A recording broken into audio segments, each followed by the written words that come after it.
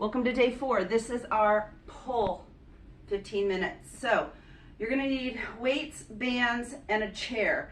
If you're using bands, I need you to stop the video and go to the how-to section for a bent over row with bands, because it takes a bit to learn how to set up the band, and it is takes too long for me to show you in the intro here. So stop, come back, and join us when you're ready. Everyone's doing a single arm row. Pick a weight. Get to a staggered stance. Hand on the leg or hand on the bench or the seat. Pull the dumbbell up to your hip and release. If you're in a staggered stance, you're not using your chair, you're still bent over, pulling the weight to your hip. What you want to avoid is pulling it straight into your body, right? It's a little too much upper trap. You want to get more of the lats. And we're going to stay on one side for the full 45 seconds. We'll take that 10-second transition to very slowly move to the other side. You got to squeeze your belly in. You got to squeeze your glutes. And if this weight is way too light, you know to go heavier next time. Last one here, because we're running out of that 45-second clock, and we switch. Same thing, other side. We're going to go into that staggered stance. Get there now. Put a hand on the thigh or a hand on the bench. Pull the dumbbell up towards your hip. Keep the belly engaged. Keep the chest long. Your gaze does want to be down. If you have to look around, do so.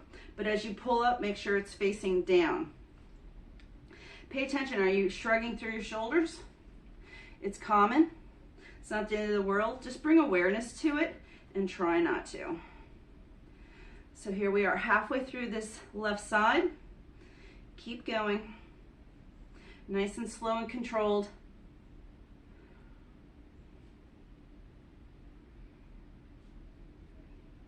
You know right now if this weight is enough or not. You can make small adjustments but accommodate fatigue. Come on up. What we're going to do now is a bicep curl. You need 2 of your weights, anywhere from 5 to 15 pounds depending on how strong you are. Dumbbell or bands in each hand. Go. So 45 seconds of nice controlled bicep curls. If you're swinging and going fast, I need you to consider this tempo count. Up for 2, down for 4. Up for 2, down for 4. So if you're swinging and going fast, slow it down. That helps to count. If you have a nice, smooth, rhythmic, controlled bicep curl, stay where you are. You're good. Keep moving. So with these 45 seconds, I'm going to ask you to keep moving. If you're just burning out, which we probably will a little on that third round, you can always alternate one then the other. That's it. All right, we're going to do a reverse fly. You need a very light weight. A very light weight. You're going to get into the athletic crouch again. Dumbbells down by your sides. Pull up. Go ahead and start. Squeeze and release. If you're using bands, you don't need gravity. You're going to hold your bands and pull open. This is also in my how-to section, but this is a little easier to show, so I'm going to demo it here in our workout. So you're either bent over in a reverse fly, dumbbells coming out more by the hips, don't let them come out high, or you're doing the bands and you're pulling apart. Notice how my elbows are not bending. So this isn't about opening and closing. I'm taking that position and I'm opening, just like the fly. When you're using bands, you don't need gravity. The bands are the resistance. All right, end of our 45 seconds. And now we're on to hammer curls. So this is our 4th move, because we did 2 on each side. Palms face. You can go a little heavier than you went last time. Palms face each other. You're basically holding the dumbbell like a hammer. That's why they call it a hammer curl.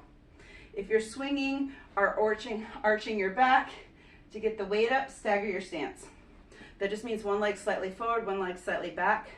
Center of gravity drops in between your feet to the floor. Imaginary line. All right, your elbows do not need to come forward. You're all the way down and think about 3/4 of the way up or more. But do not come partially down and then bring the elbows forward. That's going to be neck and shoulders, traps, and deltoids. We don't want that. All right, we're coming to the end of our 45 seconds. So put those weights down, Shake it out. We have a 20-minute transition before we go into the other round 2. All right, start to get yourself lined up. This first one is going to be our single arm row. Right or left starts, because you're doing the whole 45 seconds on one side. You can use your chair for support, or your thigh, and we're off. Pull the dumbbell back towards your hip. If you're in bands, you are doing the same thing, pulling to the hip, you just have the bands around the 2 feet. So a lot more core control if you're using the bands, but there's no core control if you're not using bands. All right. Nice, smooth, rhythmic moves. I'm going to chat, demo, and go over the positioning, but you're still moving. Coming to the end of our 45 seconds on our right arm, and we switch. All right, shake it out. Get our bodies in that position, in that staggered stance with a slight forward fold, and we go. Pull the dumbbell up towards the hip, which means it comes slightly back. Your gaze wants to be out as a natural gaze, not looking up, not looking around, not dropped down and relaxed.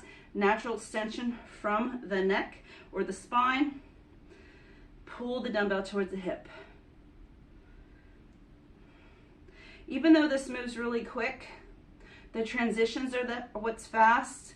We're not going to rush the physical movement, the reps. The rep count is controlled. Time under tension to get the muscles to develop, to bring tonicity to the body. Coming to the end of our 45 seconds on exercise number 2, which is row left side. Grab that second dumbbell. You are in a biceps curl. This is the one where you palms face the body, you curl up. Go ahead and join me. If you're in bands and you're stepping on bands, it is easier just to hold your palms up than to rotate. The reason we rotate with the dumbbells, or the reason I like to rotate with the dumbbells, is because hips. That means my arms come out a little bit more traps. And I like to keep the arms pointing straight down, and to accommodate the shape of my hips, which is a normal human female shape, we're just going to rotate slightly. If you have very wide shoulders and very neat, narrow hips, you probably don't need to, so you don't have to. All right, last one. All right, we're going to go into our reverse fly. Remember, if you've got dumbbells, you're in that hinge position, you come out, make sure your hands are by your hips, not out high. If you're using bands, grab your band, you're doing a pull apart. Everything's the same except for gravity being involved. If gravity's involved, that means you're bent over.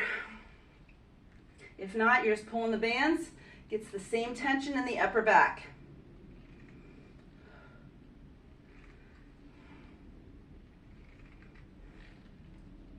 We're halfway through, keep going.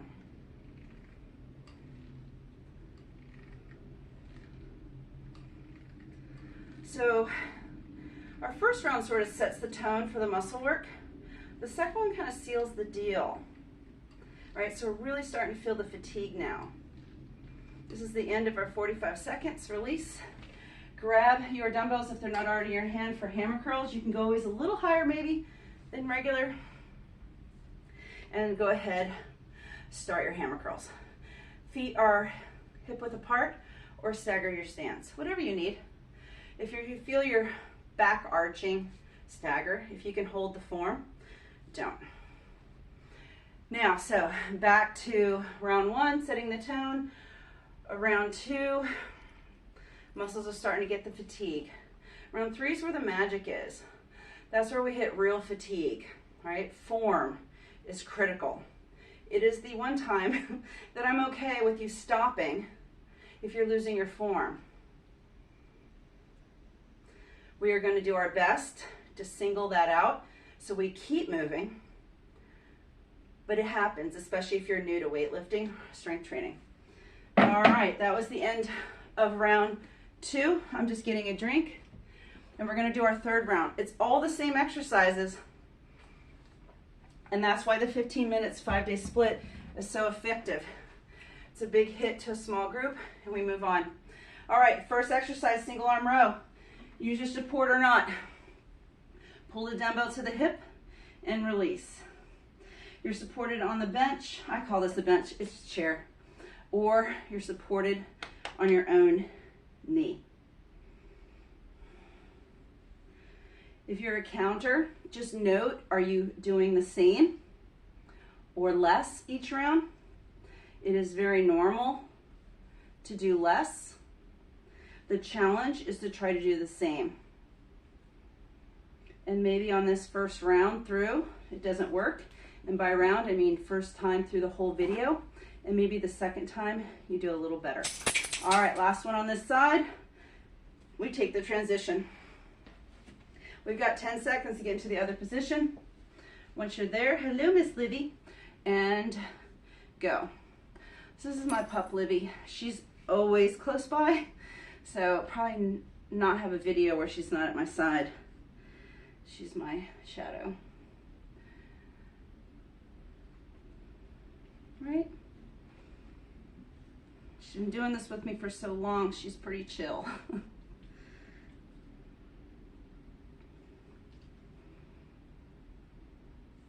Keep pulling the dumbbell towards the hip.